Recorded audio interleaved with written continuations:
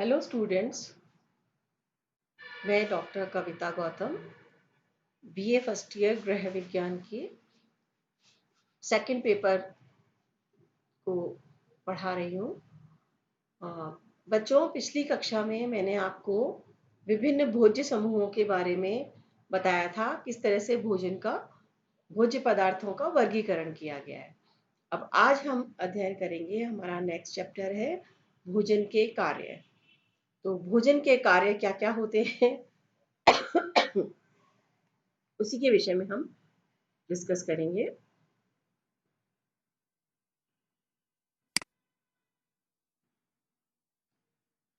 सबसे पहले तो हम देखेंगे भोजन का महत्व क्या है। भोजन का महत्व पे अगर हम देंगे तो भोजन जो कार्य करता है उसी के आधार पर उसका महत्व निर्धारित होता है। तो सबसे पहले हम देखते हैं, भोजन शरीर में कई प्रकार के कार्य करता है, हमारे शरीर के लिए आवश्यक है। जैसे जो भी वो कार्य करता है, चाहे वो ऊर्जा देने का है, चाहे वो निर्माण कार्य है, या जो भी प्रक्रियाएं हैं उन्हें बनाए रखना या रक्षा करने का, ये सब कार्य जो होते हैं, इन्हीं की वजह से हमारे शरीर की जितनी भी क्रियाएं हैं वो इन भोजन की वजह से ही सुचारू ढंग से पूरी हो सकती है। अगर हम भोजन ग्रहण नहीं करेंगे तो इन सब क्रियाओं में व्यवधान निश्चित रूप से पड़ता है। फिर भोजन जो है वो हमारी रोग निरोधक क्षमता को भी बढ़ाता है। अभी तक हम जितनी भी बात कर रहे हैं बेटा, वो कर रहे हैं शारीरिक कार्य की। जितने भी मैंने अभी तक पॉइंट्स बोले हैं वो सब शारीरिक कार्य से संबंधित है। लेकिन यहाँ मैं आपको बताना चाह रही हूँ कि भोजन का महत्व केवल शारीरिक कार्य की वजह से ही नहीं है, बल्कि इसका मनोवैज्ञानिक महत्व भी है और इसका सामाजिक महत्व भी है। तो इन्हीं बिंदुओं के आधार पर हम आगे का अपना पाठ पढ़ते हैं। भोजन के कार्य जो हैं उन्हें 3 श्रेणी में बांटा जा सकता है। कौन कौन सी श्रेणी है? पहली तो शारीरिक कार्य, जिससे हम सब परिचित हैं, इनको अंग्रेजी में कहेंगे फिजियोलॉजिकल फंक्शंस। दूसरी श्रेणी है मनोवैज्ञानिक कार्यों की, इन्हें साइकोलॉजिकल फंक्शंस कहते हैं।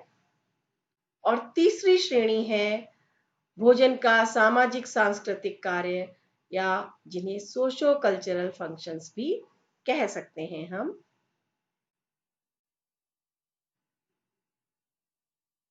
भोजन के शारीरिक कार्य सबसे पहले हम देखेंगे।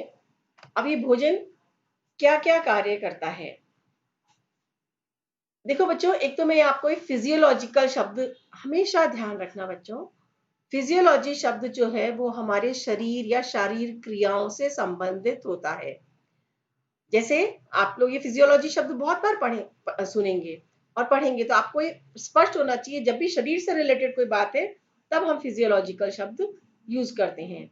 जैसे फिजियोलॉजी एंड एनाटॉमी, या फिजियोलॉजी एंड एनाटमी बोलते हैं। मैंने आपको वो करने के लिए, सरल बनाने के लिए एनाटॉमी। तो फिजियोलॉजी होती है हमारे शरीर से संबंधित जो भी विषय होता है वो सब फिजियोलॉजिकल कहलाता है। तो शरीर से संबंधित जो भोजन के कार्य हैं उनको भी हम 3 श्रेणी में बांट सकते हैं। पहली, ऊर्जा देना। हमारा शरीर जो कार्य करता है, हम जो भी कुछ कार्य करते हैं बेटा, उसके लिए हमें ऊर्जा की आवश्यकता होती है। तो पहला कार्य भोजन का महत्वपूर्ण है, वो हमें ऊर्जा प्रदान करता है। जिससे ऊर्जा क्या होती है? ईंधन है हमारा। जैसे किसी फैक्ट्री को चलाने के लिए कोई ईंधन की जरूरत होती है, उसी तरह से हमारे शरीर को चलाने के लिए जो ऊर्जा उत्पादन होगा, फैक्ट्री में ऊर्जा उत्पादन कैसे करते हैं? कच्चा ईंधन डाल के। कोई भी, जैसे चाहे पेट्रोल है, डीजल है या इलेक्ट्रिसिटी है, इसी तरह से हमारे शरीर के अंदर भोजन वो ईंधन है जिससे हमें ऊर्जा प्राप्त होती है। ऊर्जा के बिना संसार में कोई भी कार्य नहीं हो सकता, शरीर के अंदर भी कोई कार्य नहीं हो सकता। और शरीर के अंदर ये ईंधन होता है हमारा भोजन। हमारे शरीर को ऊर्जा की लगातार आवश्यकता होती है। जब हम सो रहे होते हैं तब भी हमारे शरीर की ऊर्जा इस्तेमाल हो रही होती है। क्यों? क्योंकि हमारी शरीर की आंतरिक क्रियाएं निरंतर चलती रहती हैं। कौन कौन सी? हम सो रहे हो तब भी हम श्वास ले रहे होते हैं, हमारे अंदर रक्त का प्रवाह चल रहा होता है, दिल धड़क रहा होता है। तो इन कार्यों के लिए भी ऊर्जा की आवश्यकता होती है, और ये ऊर्जा हमें कौन दे रहा है? हमारा भोजन दे रहा है। इसलिए ये एक भोजन का महत्वपूर्ण शारीरिक कार्य है। आंतरिक क्रिया, हम चाहे इनको हम कह सकते हैं अनैच्छिक क्रियाएं भी होती हैं। ऐच्छिक क्रियाएं वो होती है जो हम सोच समझ के अपनी इच्छा से करते हैं, लेकिन ये सब जो क्रियाएं, श्वास क्रिया, रक्त प्रवाह, इनके ऊपर हमारा नियंत्रण है बच्चों, नहीं है। इसलिए ये अनैच्छिक क्रियाएं, तो अनैच्छिक आंतरिक क्रियाएं निरंतर चलती रहती है, इसलिए हमें निरंतर ऊर्जा की आवश्यकता है। वो ऊर्जा कौन सप्लाई कर रहा है? हमारा भोजन। इसके अलावा बाह्य कार्य, बाह्य कार्य से मतलब है जो हम ऐच्छिक कार्य भी कह सकते हैं, चलना, दौड़ना, खेलना, कोई भी, बैठे हुए हैं, खड़े हुए हैं, अलग अलग ऊर्जा का व्यय होता है, अलग अलग मात्रा में, और ये ऊर्जा हमें भोजन उपलब्ध करवाता है।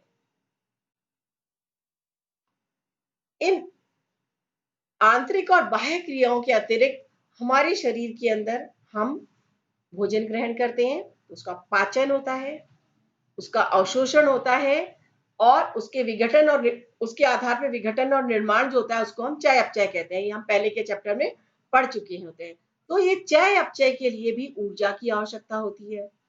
और ये सब जब प्रक्रियाएं हो रही होती हैं, मतलब जब हमारा भोजन पच रहा है या उसका अवशोषण हो रहा है, तो हमारे शरीर में जब मेटाबॉलिज्म की क्रिया चल रही होती है, चय अपचय की क्रिया चल रही होती है, उस इन क्रियाओं की वजह से हमारे शरीर के अंदर ऊष्मा उत्पन्न होती है। ऊष्मा मतलब ताप, गर्माहट उत्पन्न होती है, जो हमारे शरीर का तापमान बनाए रखने में सहायक होती है। और आप देखिएगा बच्चों, कभी जब आपने देखा होगा, कभी किसी को व्रत कर रखा हो या बहुत समय से उसने आहार नहीं ले रखा हो, उसको चक्कर आ जाते हैं, गिर जाते हैं, तो आप क्या देखते हैं? उसका शरीर का तापमान बिल्कुल ठंडा लगता है उसका शरीर। तो हमारे भोजन क्या कर रहा है? भोजन के माध्यम से ये जो सारी क्रियाएं हो रही हैं, ये ताप उत्पन्न कर रही हैं, उसकी वजह से हमारे शरीर का तापमान बना रहता है। अब ऊर्जा के प्रमुख स्रोत क्या है?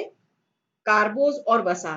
कल मैंने आपको बताया था बच्चों कि प्रोटीन से भी ऊर्जा प्राप्त होती है। 1 ग्राम प्रोटीन से 4 किलो कैलोरी ऊर्जा प्राप्त होती है, लेकिन मैंने आपको कल भी बताया था कि हमें ऊर्जा के लिए कार्बोज और वसा का इस्तेमाल करना चाहिए। मतलब इतनी मात्रा में हमें कार्बोज और वसा ले लेने चाहिए कि प्रोटीन को ऊर्जा देने का कार्य ना करना पड़े, क्योंकि अगर प्रोटीन ऊर्जा देने का कार्य करेगा तो हमारे शरीर के निर्माण कार्य में बाधा पड़ेगी, उसकी मरम्मत के कार्य में बाधा पड़ेगी।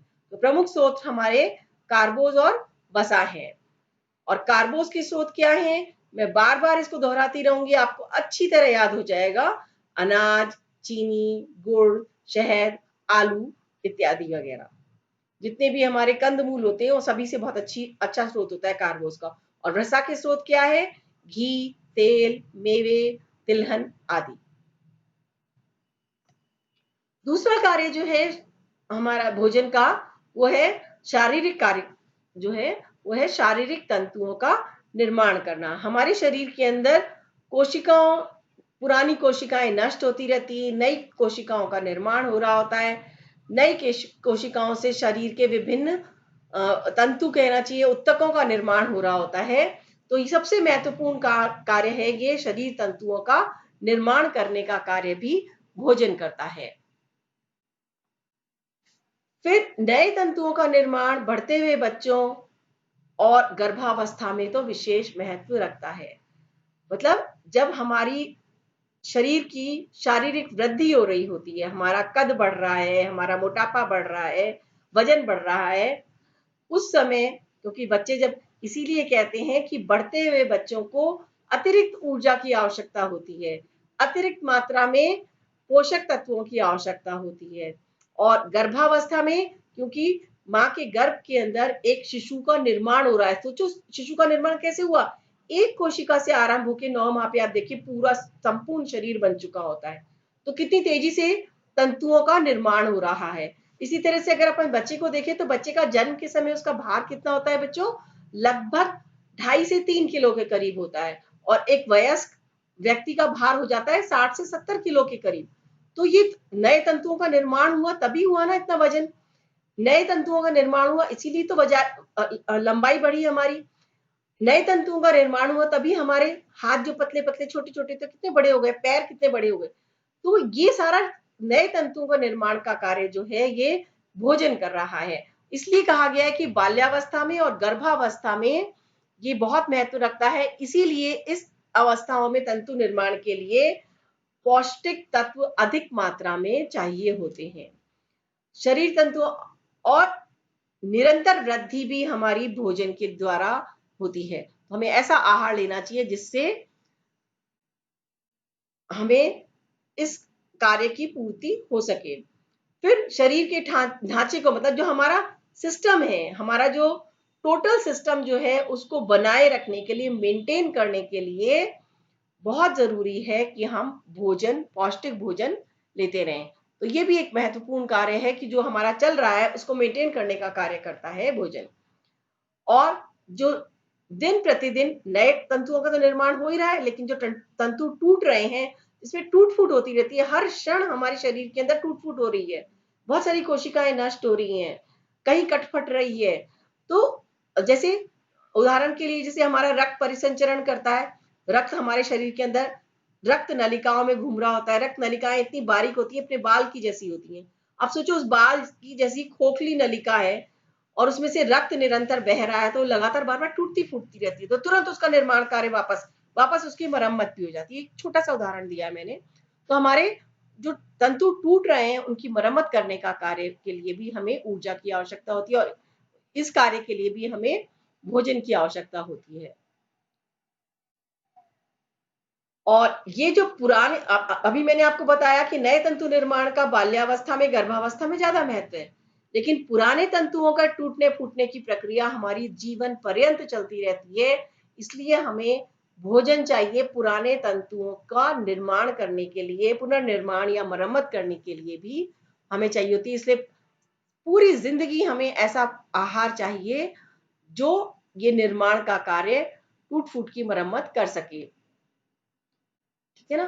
तो जीवन की हर अवस्था में शारीरिक निर्माण के लिए पौष्टिक तत्वों की आवश्यकता बनी रहती है। शारीरिक निर्माण के लिए कौन सा तत्व सबसे महत्वपूर्ण है? प्रोटीन, खनिज लवण, जल इत्यादि। प्रोटीन का स्रोत क्या है बेटा? दूध और दूध से बने पदार्थ, है ना, शाकाहारी लोगों के लिए। और दाल, जितनी भी दालें होती हैं, मेवे होते हैं, सोयाबीन अलग से, दाल के अलावा वो भी एक प्रकार की दाल ही है सोयाबीन भी, लेकिन उसको अलग से इसलिए मेंशन कर देते हैं कि प्रोटीन का बहुत अच्छा सोर्स है। तो शाकाहारी लोगों के लिए ये, और मांसाहारी लोगों के लिए मांस, मछली, अंडा भी प्रोटीन के स्रोत होते हैं। खनिज लवण का स्रोत, जो ये ऊपर खाद्य पदार्थ दे रखे हैं बेटा, इन सब में तो होता ही है, लेकिन इसके अलावा फल और सब्जियों में भी बहुत सारे खनिज लवण होते हैं। तीसरा कार्य जो है, शारीरिक कार्य भोजन का शरीर से संबंधित, वो है बीमारियों से बचाव करना और शरीर को सुचारू रूप से चलाना। इन्हें कहते हैं regulatory and protective functions of food. भोजन का ही हिस्सा है सारे पौष्टिक पौष्टिक तत्व, है ना। पौष्टिक तत्व उसके घटक है। तो विटामिन, खनिज लवण, जल और प्रोटीन, इन्हें सुरक्षात्मक भोज्य पदार्थ भी कहा जाता है। क्यों? क्योंकि ये हमारे बहुत सारे रोगों से हमें बचाते हैं और हमारे शरीर की क्रियाओं को नियंत्रित भी करते हैं। जैसे मैंने आपको कल ही उदाहरण दिया था कि आयोडीन जो है, ये हमारे शरीर के अंदर हमारी जो थायराइड ग्रंथि के सही कार्य करने के लिए आवश्यक है। खनिज लवण है, बहुत थोड़ी सी मात्रा में चाहिए। विटामिन ए आंखों के लिए और त्वचा के लिए आवश्यक है। विटामिन बी बेरी बेरी और पेलाग्रा रोग से हमें बचाता है। विटामिन सी स्कर्वी से बचाता है। विटामिन डी रिकेट, मतलब हमारी अस्थियों से संबंधित जो रोग होते हैं उनसे हमें बचाता है। विटामिन के हमारा रक्तस्राव रोधी तत्व है। रक्तस्राव रोधी कैसे होता है बेटा? रक्तस्राव का मतलब समझते हो, जब हमारे शरीर से खून बह रहा होता है, हमारे शरीर का कोई कहीं भी कट लग गया, थोड़ा सा भी कट लग गया, तो हम देखते हैं थोड़ी देर बाद उस स्थान पर थक्का जम जाता है और धीरे धीरे वो खुरंट बन जाता है। तो ये जो थक्का बनने की प्रक्रिया होती है बेटा, ये बड़ी रासायनिक और यांत्रिक रूप से भी बड़ी महत्वपूर्ण क्रिया होती है। इस क्रिया के अंदर विटामिन ई बहुत महत्वपूर्ण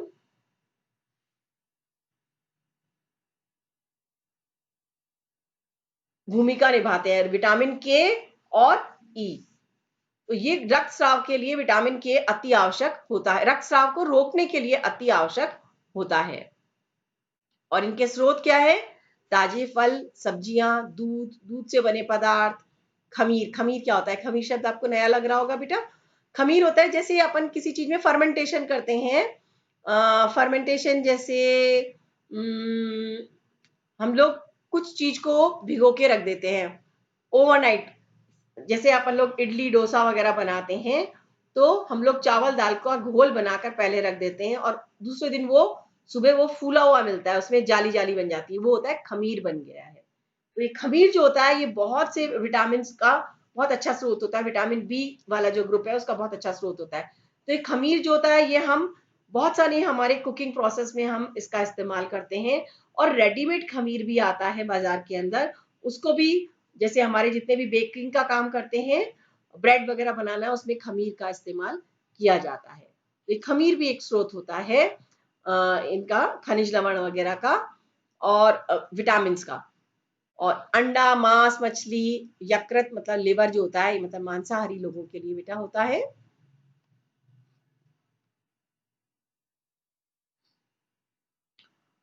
और ये तत्व हमारी शारीरिक क्रियाओं के नियंत्रण का कार्य भी करते हैं। हमारी शरीर की जो भी क्रियाएं चल रही हैं उसमें पता नहीं कहां पर कौन से खनिज लवण की आवश्यकता है, कहां पर कहीं पर हमें विटामिन की आवश्यकता होती है। जैसे खनिज लवण हमारे शरीर में अम्ल क्षार का संतुलन बनाए रखते हैं।